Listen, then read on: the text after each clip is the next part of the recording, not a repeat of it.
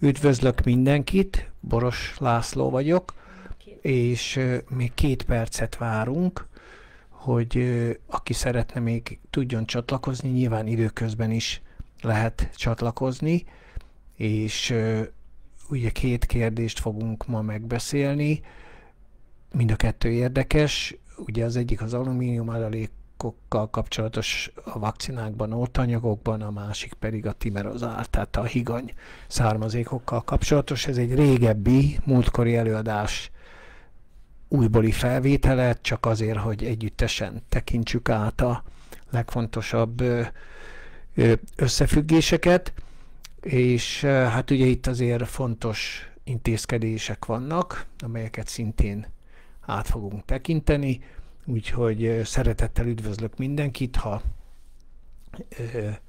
vannak kérdések, azokat lehet gépelni, és azokat majd időközben megkapom, meglátom is. Igen, na köszönöm szépen akkor egyrészt a részvételt, mindenkinek kellemes szabadságot, vagy időtöltést kívánok. Most a nyári időben, most ugye augusztus eleje van, remélem mindenkinek jól telik a nyár. Lehet, hogy most lesz egy kis szünet, mert ugye az amerikai szenátus törvényhozás is elment szabadságra, illetve úgy néz ki, hogy a kormányzati munka is most egy ideig szünetel, úgyhogy akkor elkezdenénk ezt a mai megbeszélést. Nagyon fontos fejlemény az, hogy egy nagy vizsgálat került ki dán kutatóktól, amelyek érdekes, hogy 2 napon belül, vagy 2 nap távlatában javításra kerültek az adatok. Ez ugye alapjában az alumínium adalékos vakcinákról szól, ezért is nevezzük, vagy hívjuk a mai előadást egyfajta zátonyos előadásnak, mert úgy néz ki, hogy a vakcinákkal kapcsolatban nagyon komoly gondok merülnek föl, és ezt fogjuk ma áttekinteni. Július 15-én megjelent egy cikk, amit itt fölül lehet látni, dán kutatóktól, alumínium tartalmú vakcinák és krónikus gyerekkori betegségek szerintem legnagyobb vizsgálata, vagy idáig a legnagyobb vizsgálata. Itt fölül bekarikáztam, július 15-e 2:25, amikor megjelent ez a vizsgálat az Annals of the American Internal Medicine újságban, ami ugye az egyik legrangosabb amerikai szakfolyóirat, és ez 2 nap múlva, az alsó képen látszik, július 17-én már az újság benyújtott pontosabban az újság kitett egy nyilatkozatot, amiben javításra kerültek az adatok. Most ugye ez azért fontos, itt mind a 2-nek a chatját lehet látni, hogy ez hogy működik. Én ugye föltettem ennek egy rövid leírását abban az értelemben, ugye, hogy a Facebookra, hogy aki nem keres, az nem is talál, de a lényeg az, hogy itt valójában a híranyagokat tekintve dán kutatók nem találtak meg növekedett kockázatot az alumíniummal kiszerelt vakcinákkal való oltás és kora gyermekkori idegrendszeri fejlődési rendellenességek tekintetében, például az autizmus is ide tartozik. Egy országos felmérésben, tehát ez Dániában került felmérésre ez a vizsgálat, illetve ez a gyerekbeteganyag. Ez ugye 15-én júliusban jelent meg, és 2 nappal később már javították is az adatokat. Na most ez azért furcsa értelemszerűen, mert itt azért nem szoktak főleg egy ilyen nagy, több millió beteget befogadó vizsgálat eredményein változtatni, vagy javítani, most egyik idézőjelbe, 2 nappal később, és ez azért is fontos, mert oltási szövődményekről van szó ebben a vizsgálatban, és itt alul látszik a chat is, ahol megkereshető ez az eredeti anyag. Az adatokkal való visszaélés egyébként jó nyomon követhető a cikkben, főleg akkor, hogyha valaki összehasonlítja a korábbi és a későbbi kiegészítő cikkváltozatot, ami itt szintén elérhető közvetlenül a chat segítségével. Amit én most szeretnék ismertetni, az a Try a Site News nevű amerikai hálózati oldal híranyagával kapcsolatos. Ugye ők klinikai vizsgálatok eredményeit elemzik, független és gyógyszeripartól mentes, ugyanis ebben az újságban John F. Kennedy, a jelenlegi egészségügyminiszter, ferdített tudomány, megvásárolt következtetések, az alumínium vakcina tanulmány, amelyet a média nem kérdőjelezett meg. Ez azért fontos, ez az összefüggés, és részletesen fogom ismertetni az okokat, hogy Kennedy miért írta ezt a cikket, mert ez tételesen összefoglalja azt, amit többek között én korábban is megosztottam a Facebook oldalamon. Kennedy leírja az ezzel kapcsolatos meglátásait, és ez nagyon fontos összefüggésekre világít rá a vizsgálat kapcsán. Ugye azzal kezdi Kennedy, hogy július 15-én folyó év egy nagy port kavar tanulmány jelent meg az Annals of Internal Medicine című folyóiratban, amelyet az amerikai orvosok kollégiuma ad ki. Na most ugye ez egy meglehetősen erős gyógyszeripari hirdetésekkel megtűzdelt újság, illetve hát jelentős pénzek, gyógyszeripari pénzek folynak bele ebbe a kiadóba. Ezt egyébként nem is lehet most már tudományos folyóiratnak tekinteni, ezek gyakorlatilag föl vannak vásárolva a gyógyszeripar által, és a tanulmány szerzői Andersonnak hívják az első szerzőt, és társai azt állítják, hogy nem volt, vagy nem találtak összefüggést az alumínium adjuvánsokat, vagy kiegészítőket, tartósítókat tartalmazó vakcinák és a krónikus gyerekkori rendellenességek között Dániában. Azt viszont tudni kell, és ez Kennedy szavait idézem itt, és akkor ezt talán legjobb, ha fel is olvasom.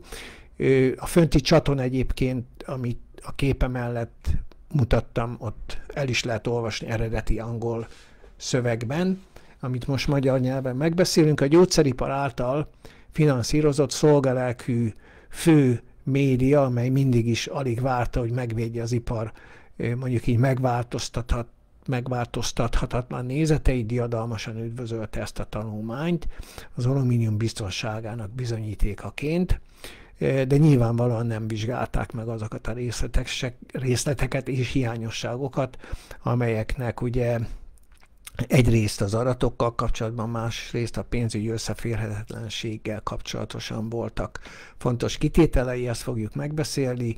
Kennedy megfogalmazása, szövegezése alapján a tanulmány szerzői úgy kutattak, hogy ne találjanak káros hatásokat. Ez nagyon érdekes összefüggés, és erre fogunk rámutatni, hogy ez hogy történt. Anderson és munkatársai, ő a fő szerzője ennek a dán cikknek, eleve kizárták azokat a gyermekeket, akiknél a legnagyobb valószínűséggel jelentkeztek volna a gyermekkori vakcinákban található alumínium kiegészítőkkel kapcsolatos káros hatások. Ugye hogy csinálták ezt?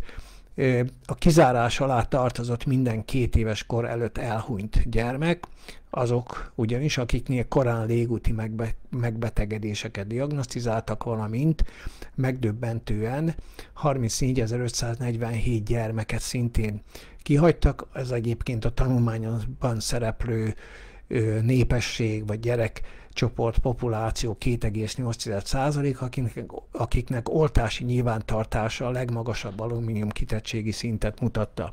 Hogy ez hogy megy, majd mindjárt látjuk egy táblázatból, ez itt van. Ez angol nyelvű, tehát ezt a cikkből vágtam ki, és amit fontos megnézni, hogy ugye itt a jobb nagy keret tartalmazza az excluded, azaz kizárt gyermekeket, de nézzük át az egész vizsgálatot. Itt ugye a bal felső kisebb source cohort of live-born children in Denmark between 1997 and 2018. N, tehát az esetszám az 1.384.357, tehát tulajdonképpen ez a minta jellege Dániában 1997 és 2018 között gyűjtöttek adatokat alumínium oltásokkal, alumíniumot tartalmazó vakcinákkal oltott gyermekek esetében, viszont kizárták, excluded children, a 160.181, tehát ugye ez azért egy több mint 10% a gyerekeknek, és ugye az látszik, hogy azokat, akik elhagyták Dániát, akik meghaltak, vagy eltűntek a rendszerből az első 2 év betöltése előtt, ugye ez volt 9658 gyermek, kizártak bizonyos születési és egyéb megelőző állapotokat, és ugye itt ezek föl vannak sorolva. Most az excluded children, tehát a jobbra mutató nyíl bejegyzésről olvasunk, illetve too many registered vaccinations containing aluminum in the first 2 years of life, ez 34.547 gyerek. Tehát tulajdonképpen azt a csoportot, akik a legmagasabb alumínium kitettségnek, vagy alumínium tartalomnak, vagy oltásoknak voltak kitéve, őket teljességgel kihagyták a vizsgálatból, majd mindjárt nézzük, hogy kik ezek, és mothers not living in Denmark in the 2 years before birth, tehát azok az anyák, akik nem Dániában éltek, őket is kihagyták, ez 55 000 eset, és van 50 000 egyéb adattól való eltekintés. Tehát 1.224.176 gyereket vizsgáltak, vagy vontak be ebbe a vizsgálatba, és ugye itt a jobb oldali nyíl megint 0 és 466.047, ez medián 28 gyerek volt kihagyva ebből a vizsgálatból a kimenetel tekintetében az első 2 év betöltése előtt, és 758.000 és 1.224.000 gyermek közötti mintanagyságot látunk. Ugye ezek a statisztikai leírással kapcsolatos információk, ismeretek. Itt rá lehet kattintani magára a cikkre, tehát ez az egyes ábra egyébként a cikkből, amit érdemes megnézni. Az adatok arra utalnak, hogy szándékosan kizárták a legnagyobb kockázatnak kitett gyermekeket, és ezt nem magyarázták. Magyarázatként valószínűtlennek minősítették a magas kitettségeket, annak ellenére, hogy ezek a valószínűtlenül magas kitettségű gyermekek az ajánlott oltási rendet követő amerikai gyermekek esetében ismert, illetve hát tudjuk, hogy nem csak tudjuk azt, hogy az Európai Uniós országok is átveszik, az Egyesült Államok és egyes EU-s országok kötelezően oltott gyermekeire vonatkozó adatok lehetnek, vagy ezek, de mondom, hogy nem magyarázzák a szerzőt. Most ez azért nagyon fontos, mert tulajdonképpen ma már az USA-ban egy mondjuk így egyetemi felvételre 18-20 év közötti fiatal valahol 80-100 oltás között kap, attól függően, hogy az influenzát oltatják-e vagy nem. Ugye ezek a beiratkozásokhoz, az időközben kötelezővé tett oltásokhoz kapcsolható ez a szám, és nyilvánvalóan, ha ezek alumíniumot tartalmaznak, mint ahogy ugye a vakcinák többsége, amelyikben nincs higanyab, a többségében alumíniumban, ugye ezek a magas kockázatú gyermekek kizárásával azt lehet mondani, hogy a kutatók csak a túlélőkből álló kohortot hagyták meg elemzésre. Tehát minden mást kihagytak, aki elhalálozott, aki elkerült, és azért kíváncsi lennék, hogy ugye 335 halál esetet biztosan tudnak ebben a kohortban, de meg se vizsgálták, hogy miért haltak meg ezek a csecsemők. Tehát ez egy nagyon súlyos, úgy mondom, visszaélés az adatokkal, és az ezzel kapcsolatos fölmérés valójában egyfajta nem igazán orvosi megközelítést hordoz.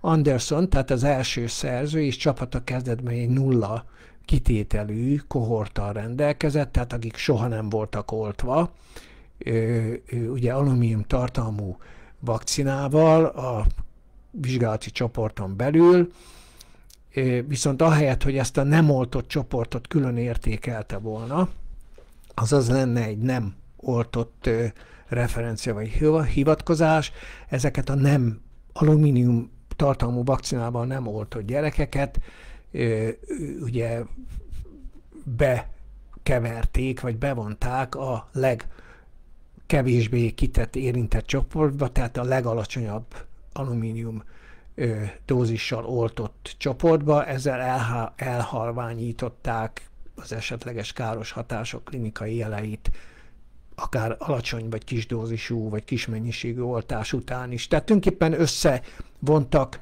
egy kezelt és egy kezeletlen csoportot, amivel kapcsolatban nem adtak magyarázatot, és ugye Kennedy ezt kifogásolja többek között, és ezt fogjuk is majd nézni tovább, hogy milyen egyéb gondok vannak ezzel a vizsgálattal.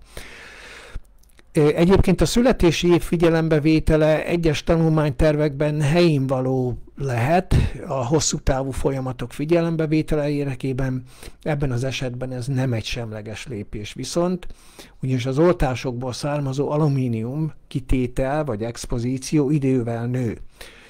Az alumínium származékoknak 7 év a felezési ideje, ezzel kapcsolatban fogunk látni eredeti adatokat, tehát ha valaki mondjuk 18 éves korára kap 80 oltást, amelyikben alumínium van, és ennek 7 év a felezési ideje, akkor könnyen kiszámítható az, hogy 18 éves korára mennyi alumíniummal fognak a szövetei rendelkezni, akár csak krónikus gyerekkori rendellenességek aránya, ez nagyon fontos, mert ezek összekapcsolhatók a kumulatív, tehát az összeadódó hatások miatt, és úgy néz ki, hogy az oltott gyerekekben ugyancsak nő, nem csak az oltások száma és az alumínium mennyisége, hanem a krónikus gyerekkori rendellenességek aránya is. Hát tudjuk, hogy az USA 16 éves fiatal fiúgyermek lakosságának mondjuk 47%-a, tehát közel fele cukorbeteg, és több mint 77%-uk annyira elhízott, hogy 18 éves korukra karhatalmi, katonai, rendőri szolgálatra alkalmatlanok. Tehát itt azért nagyon fontos azokat az összefüggéseket fölmérni, és azokat az összefüggéseket megvizsgálni, amelyek ebből a vizsgálatból így, hogy más szemmel, és nem a gyógyszeripar szemével nézzük az adatokat, következtetni, vagy le lehet vonni.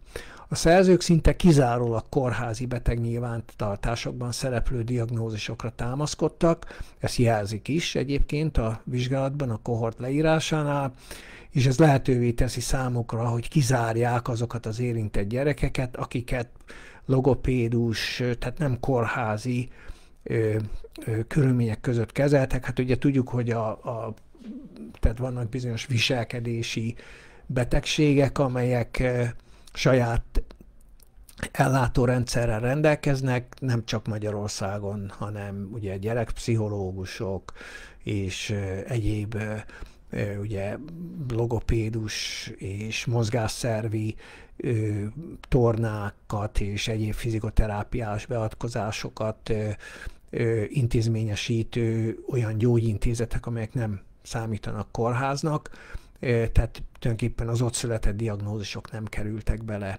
ebben a ugye autizmust és ételallergiát valószínűleg kórházon kívül diagnosztizálták és kezelték. Tehát itt valójában egy nagyon súlyos ferdítésről lehet szó, ugye Kennedy szerint is, én most az ő felmérését vagy az ő megbeszélését ismertetem, És hát ugye azt hozzá kell tenni, hogy annak ellenére, hogy a szerzők mindenféle megtévesztő eszközzel igyekeztek elrejteni a káros hatásokat, Anderson, tehát maga az első szerző és társai saját kiegészítő adatait bemutatva az alumínium-tartalmú vakcinákra nézve elsöprő erejű vádyiratot alkotnak, és ennek a részleteit fogjuk most megnézni. Az adatokat, amelyeket az elemzésükkel kapcsolatos kérdések miatt kénytelenek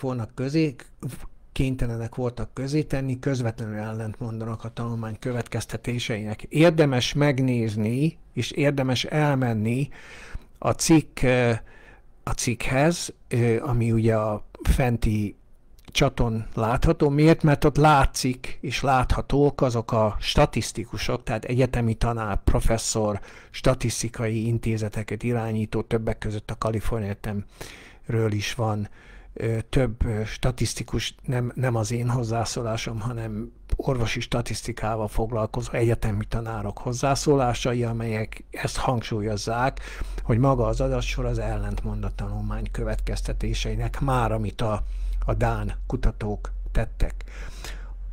Az első legfontosabb, amit talán érdemes megjegyezni, hogy ha valaki a kiegészítő adatok vagy supplemental data adatok letöltése után vizsgálja meg az adatokat, a 11. ábra, a 19. oldalon nagyon fontos adatokat ismertetett, 67%-os kockázatnövekedést lehet látni az Asperger-szindróma kialakulására minden 1 mg-os alumínium kitettség növekedés esetén.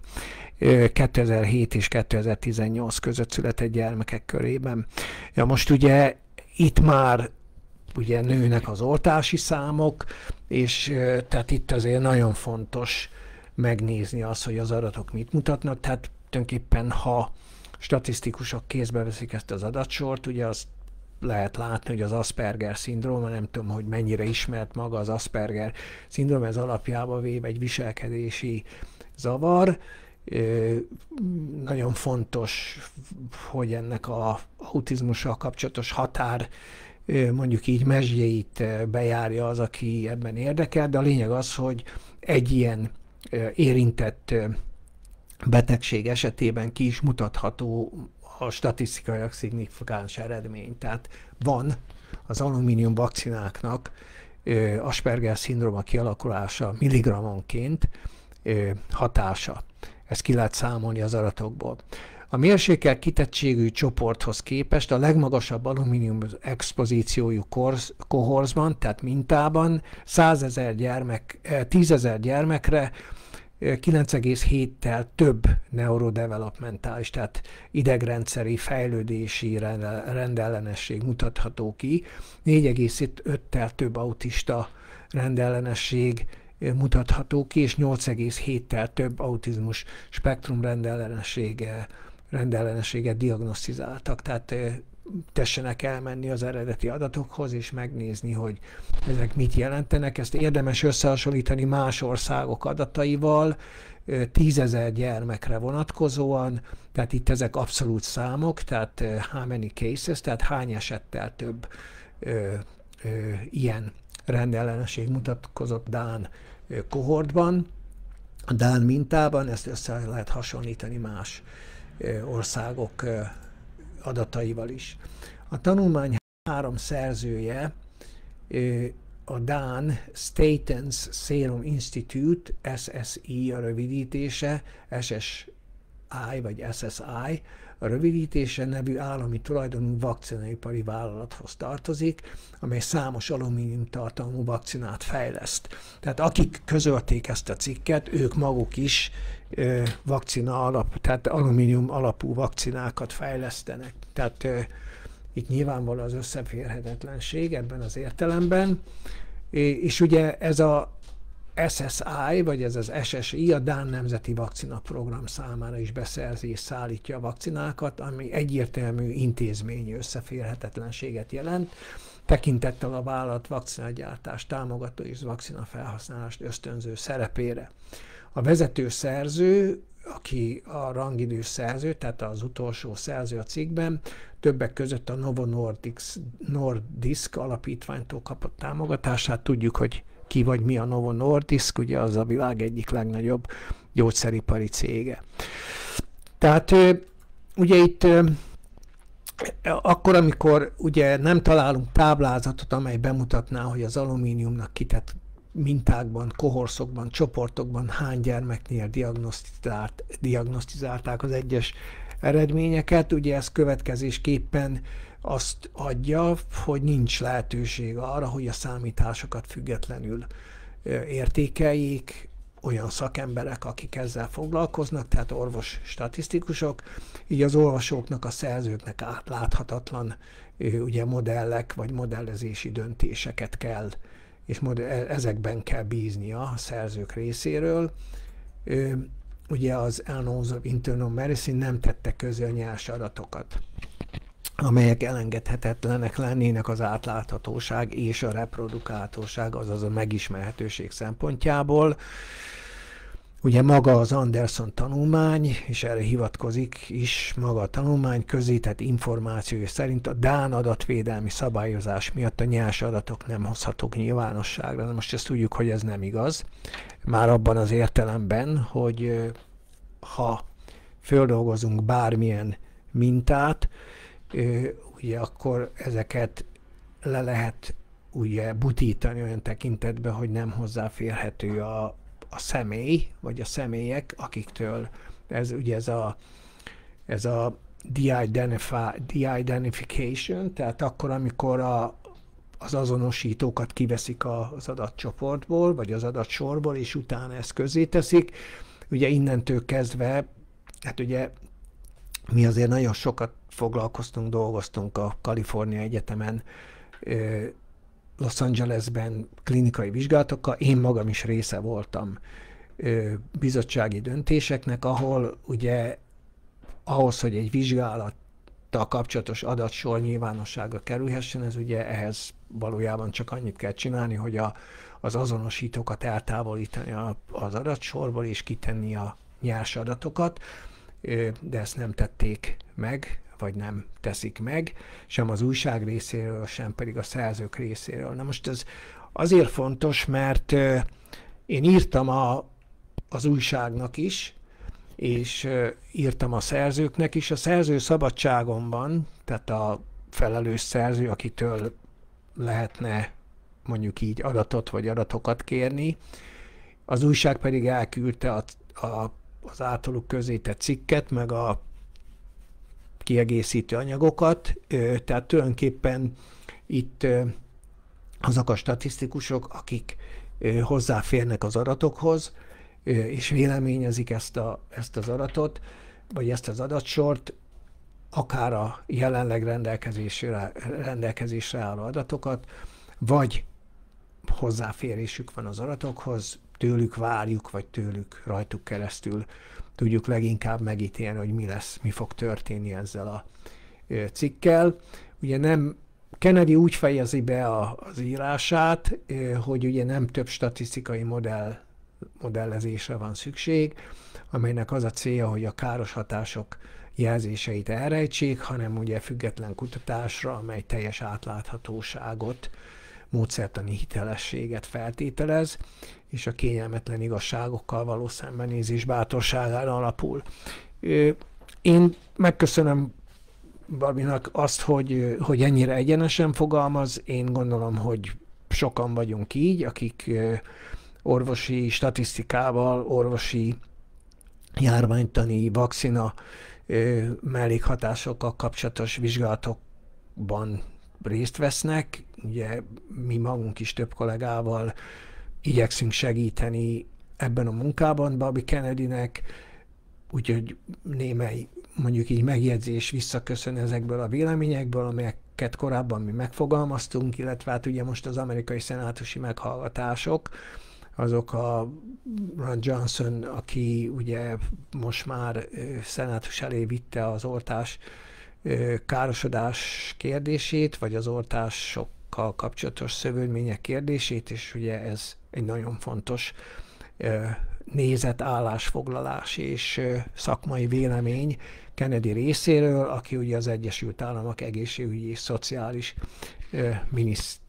szociális minisztere, ott pedig a 26. miniszter. Úgyhogy valójában most már csak az egy kérdés marad, hogy juthatott, vagy hogy kerülhetett mondjuk el így egymás között, hogy alakulhatott így a helyzet. Hát ha megnézzük, hogy az alumínium kutatásnak milyen háttere van a gyógyszeriparon belül, vagy egyáltalán a tudományos kutatásban, akkor azt lehet látni, hogy ugye az emberi alumínium és gallium citrát, ugye, mint izotóppal jelzett minta, vagy vizsgálati anyag, ugye ezt tulajdonképpen csak egy betegen vizsgálták. Itt ugye ez az absztrakt, ez a cikknek a kivonata, itt van maga a cikk, amit meg lehet nézni. Ugye ez úgy kezdődik, hogy a 26-os és 60, alumínium és a 67-es gallium izotópot adták citrát formájában to a healthy male volunteer by IV injection. Tehát egy személyen próbálták, vizsgálták ezeket az adatokat. Itt van a kivonat, itt van az összefoglaló. Ugye egy egészséges férfi önkéntesnek adtak alumínium és gallium citrátot, és ezeket, mivel el lehet különíteni diagnosztikai izotóp tömegspektrometriás eljárásokkal, ezért azt nézték, hogy az alumínium és a gallium milyen mennyiségben és hogyan ürül a szervezetből. Ugye 13 nap után mért 15%-os teljes testben maradó mennyiség 1178 napra, tehát ki lehet számolni, hogy hány évet jelent ez. 4%-ra csökkent, ezt most én nem számoltam ki, de ez jó néhány ugye évet jelent ilyen tekintetben, és ugye ebből a napi csökkenésből ki tudták, tehát az 1178 napra vonatkozó csökkenésből ki tudták számolni azt, hogy az alumínium ezeknek a izotópoknak a felezési ideje az 7 év. Azaz a beadott mennyiségnek a fele 7 év alatt ürül ki. Na most ez azért fontos, mert ha valaki kap 80 ilyen injekciót, és 7 év alatt ürül ki azoknak a fele, akkor meg lehet mondjuk így nagyjából ítélni, hogy 18 éves korára, miután megkapta a 80 alumínium tartalmú injekciót, még ha nagyon kevés is van benne, összességében összeadódva milyen szöveti hatások és mennyiségek, dózisok állnak elő. Ez arra utal, hogy mind az étrendben, mind az a alumínium tartalmú vakcinák tartós bevitel fokozatosan növekvő belső lerakódáshoz vezethet. Ezt maguk a cikk szerzői, ezt maga a cikk állapítja meg így.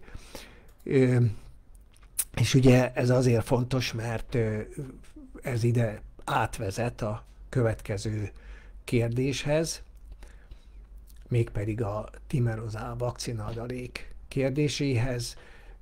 Két, mondjuk így fém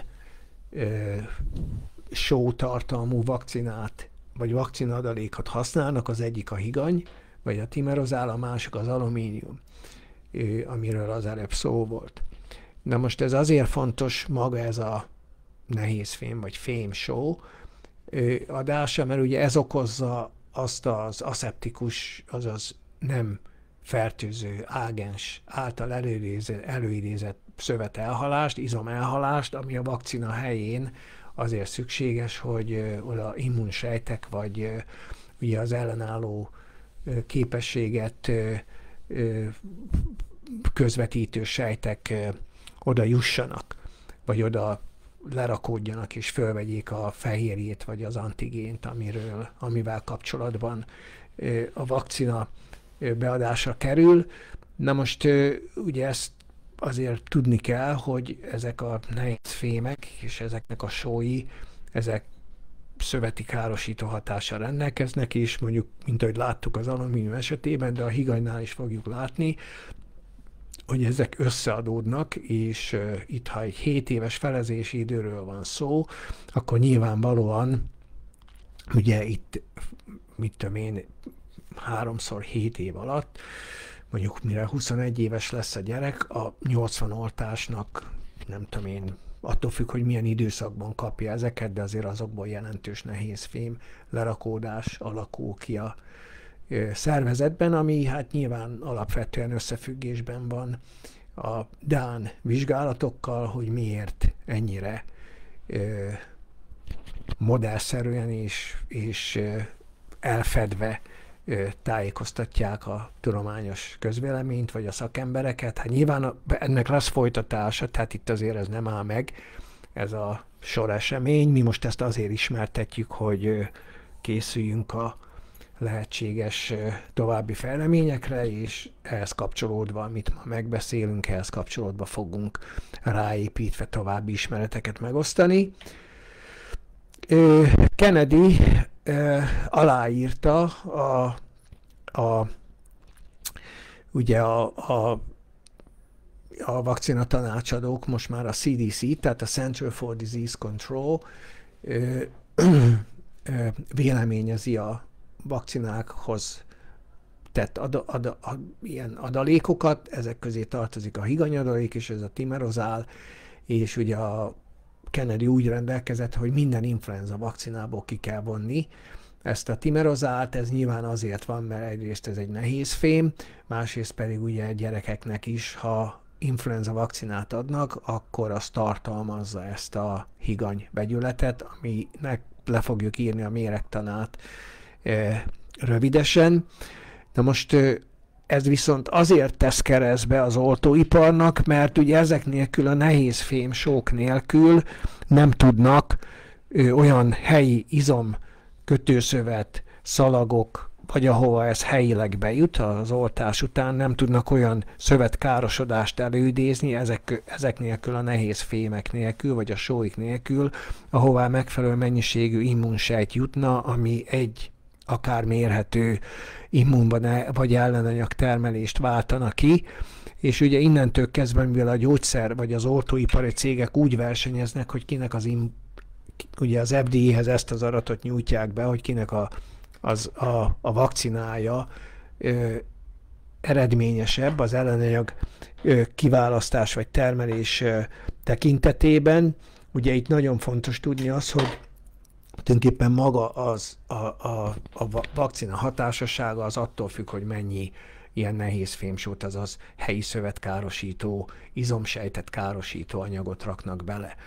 Ugyanis nem a nyálkahártyán keresztül kerül be a fehérje, ugyanis a nyálkahártya sejtek képesek lennének immunsejteket odahívni, ezeket ugye dendritikus sejteknek hívjuk, mert olyan furcsa kis lábaik lesznek, miután egy vírus vagy egy valamilyen fertőző ágens bekerül, ezek főleg felső légúti hurutos megbetegedések, itt ugye az influenzáról van szó, tehát senki nem úgy kapja az influenzát, hogy valaki beleoltja az izmába, hanem úgy kapja, hogy a nyálkahártya, tehát a száj, orrüreg, légzőszervi nyálkahártyán keresztül ezek a ugye dendritikus sejtek, ezek a innate, tehát az örökölt természetes immunválasz nagyon fontos része is, ezek képesek arra, hogy ez körülbelül olyan, mintha én egy autószerelőhöz bemennék mondjuk a vízpumpával az autóról, leszedném, bemennék mit tudom én, nem is az autószerelőhöz, hanem mit tudom én, a fodrászhoz,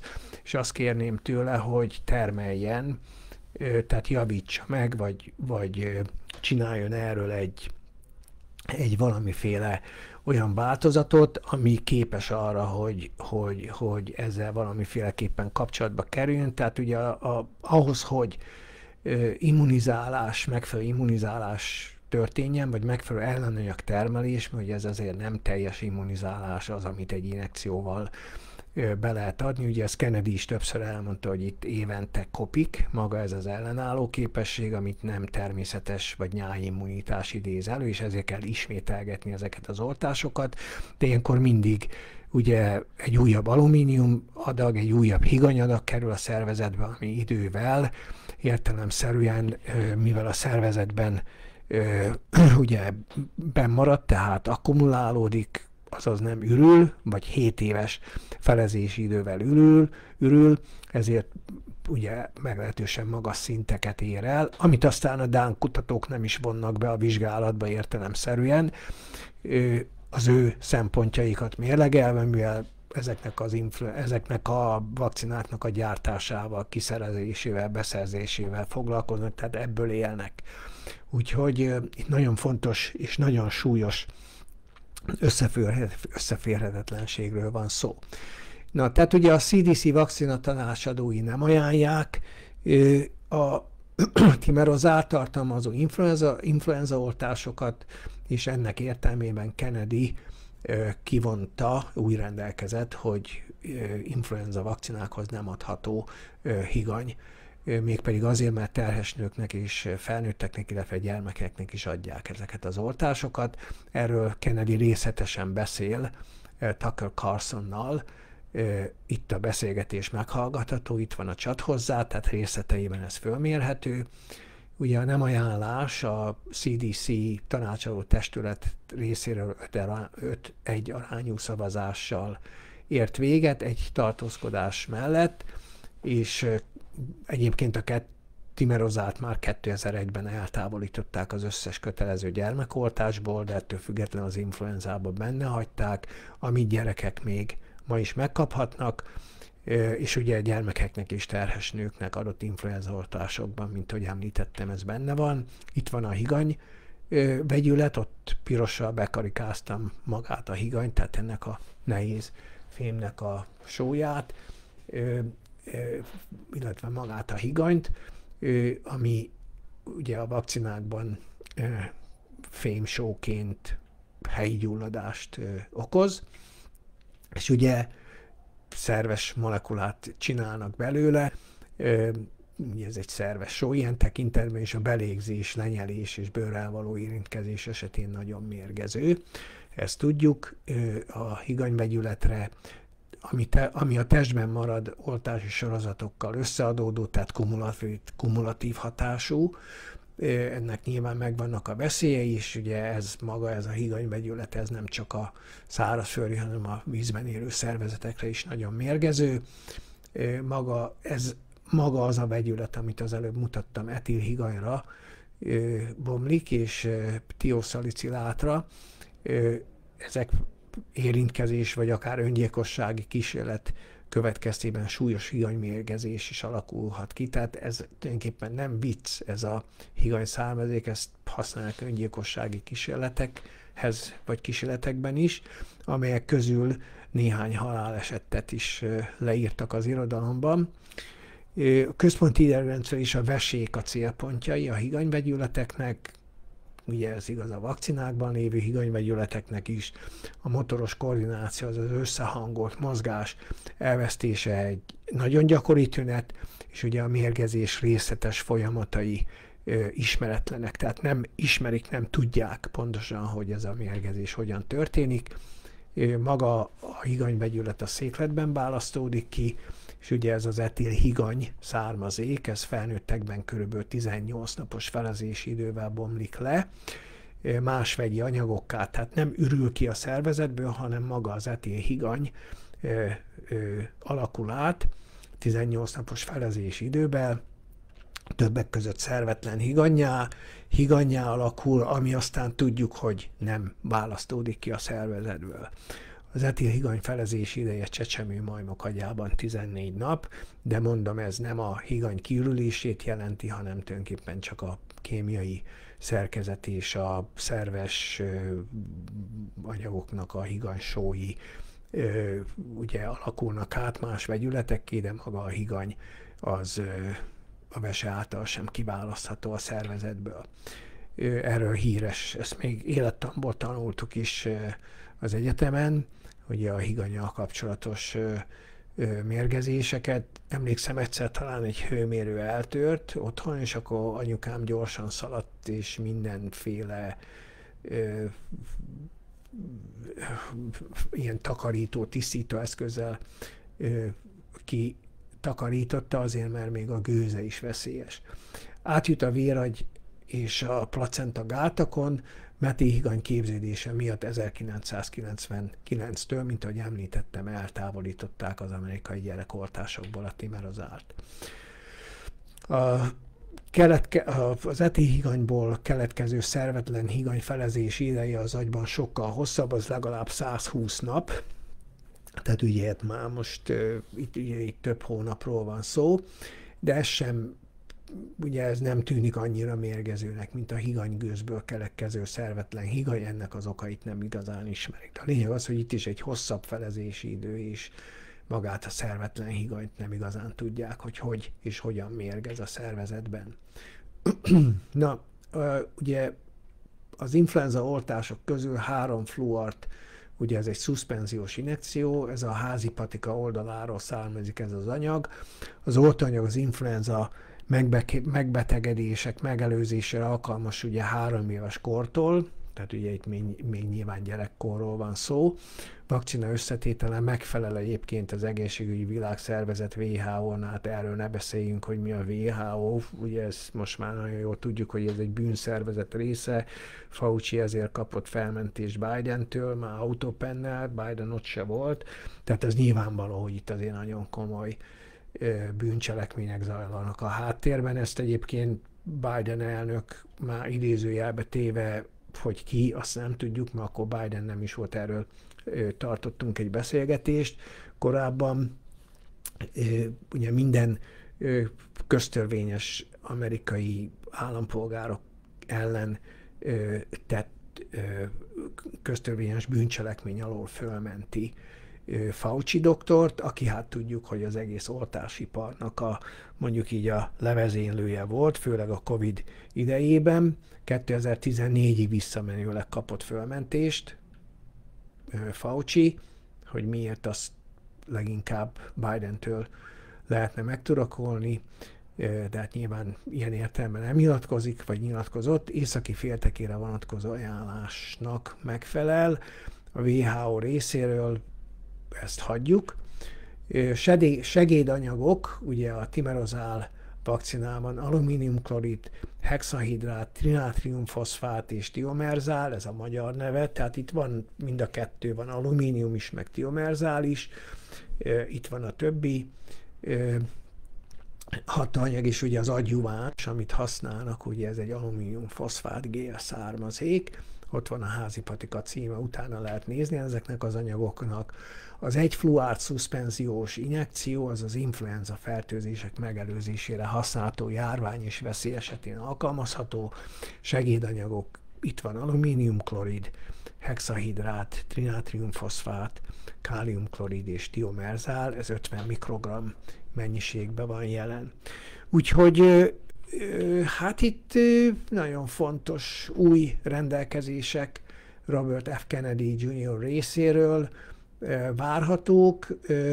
Ugye, amit tudunk, hogy egy 1999-es belső tanulmányban riasztó mértékben 1135%-kal megnövekedett az autizmus kockázata. Ez körülbelül 23-szoros növekedést jelent, ugye csecsemők mágyulladás B-vakcinával való oltása után.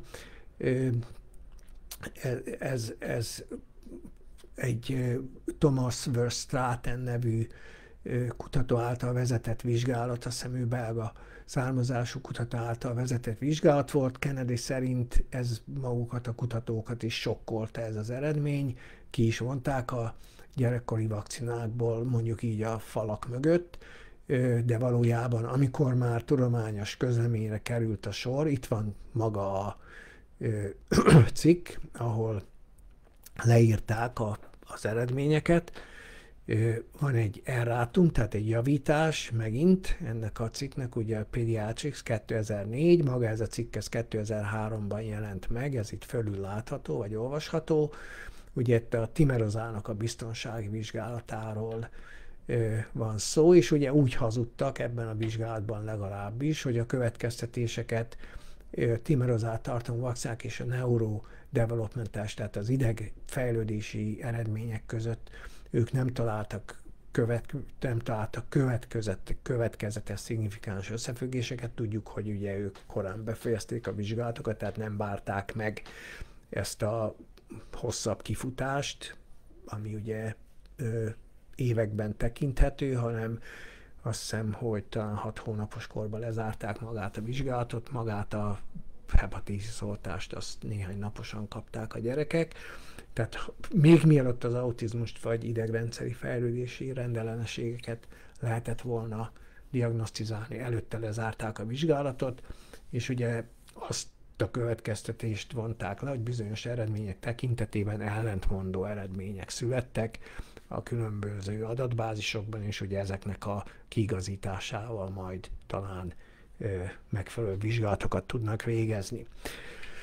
Tehát összességében ennyit szerettem volna elmondani az oltásokkal kapcsolatban, vagy azoknak a jelenlegi állapotával kapcsolatban, és akkor, ha vannak kérdések, akkor szerintem azokat mindjárt hamarosan megbeszéljük.